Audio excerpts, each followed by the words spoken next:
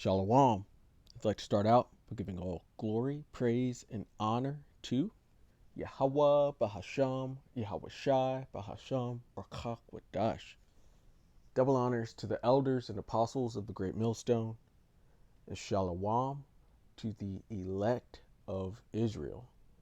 This is Thamayim in Atlanta, and I've got this popular science article pulled up, and it's going into the brain chip interface. And I did a lesson on this about a week ago, maybe two, but this guy's this procedure that happened, it's disconnecting, and they're trying to put this chip into this guy's, or C-hip, into a man's brain, and it's not going as planned. And it says 85% of Neuralink implant wires are already detached, says the patient. In an interview, Nolan Arbol says the company wanted to avoid further surgery. And so, getting into the article, it says an estimated 85% of Neuralink's brain computer interface, or BCI, implant threads connected to the first human patient's motor cortex are now completely detached, and his brain has shifted inside his skull up to 3 times what the company expected. Volunteer Nolan Arbol told the Wall Street Journal on Monday. Arbol also stated Neuralink has since remedied the initial performance issues using an over-the-air software update and is performing better than before, but the latest details continue to highlight concerns surrounding the company's controversial, repeatedly delayed human implant study. And if you remember, it was just earlier this year where they inserted that into his head, and it's already failing, already coming out. And if you remember my last lesson, they actually drilled a hole in this man's skull, and there's these different links or threads that actually feed into his brain, and the majority of these threads have already come out. And as I was saying, this is not going to end well. This isn't going to take into the body. They might be able to get some, but for the most part, people are going to get messed up off of trying to put this into their bodies. Moving on, it says Neuralink's coin-size N1 BCI implants, 64 wires thinner than a human hair, are inserted a few millimeters into the motor cortex. Each thread contains 16 electrodes that translate a user's neural activity into computer commands like typing and cursor movement. Around 870 of the 1,024 electrodes in Arbol's implant are no longer functional, an issue that allegedly took Neuralink a few weeks to remedy, reports the WSJ, the Wall Street Journal. When Arbol asked if his implant could be removed, fixed, or even replaced, Neuralink's medical team relayed they would prefer to avoid another brain surgery and instead gather more information. So this guy's kind of just out of luck, and I'm sure he was extremely happy to be playing video games with his mind for however many weeks he had it, but now he can't, and he's just stuck back in his shell, because I believe he's a quadriplegic, so he doesn't have any function over any of his limbs, his legs, arms, or anything. He's just there in a chair, so he's back to being bored. I'm going to skip through this stuff, but get down to here. It says an estimated 1,000 people have purportedly submitted applications to participate in Neuralink's ongoing PRIME study. And so people are lining up to have this surgery and to be in these trials for this experimental implant that's not going to work.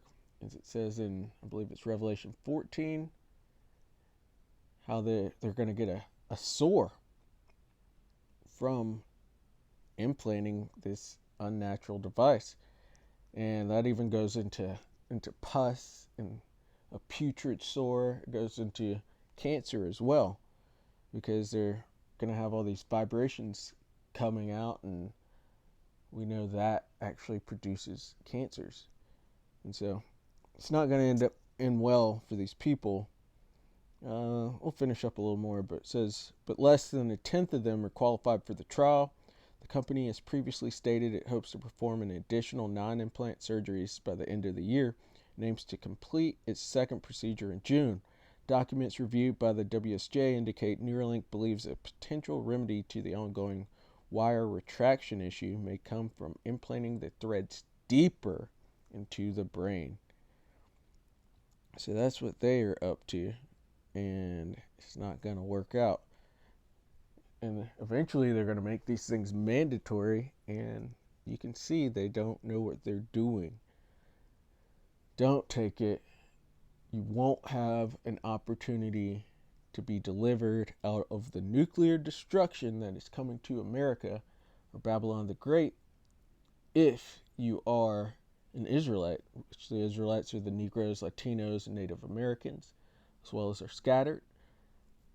But that's the only nation of people that has the opportunity to even be saved from that. So if you even are in this group, you might as well take the opportunity to not burn up in fire or get a nasty sore from implanting strange devices.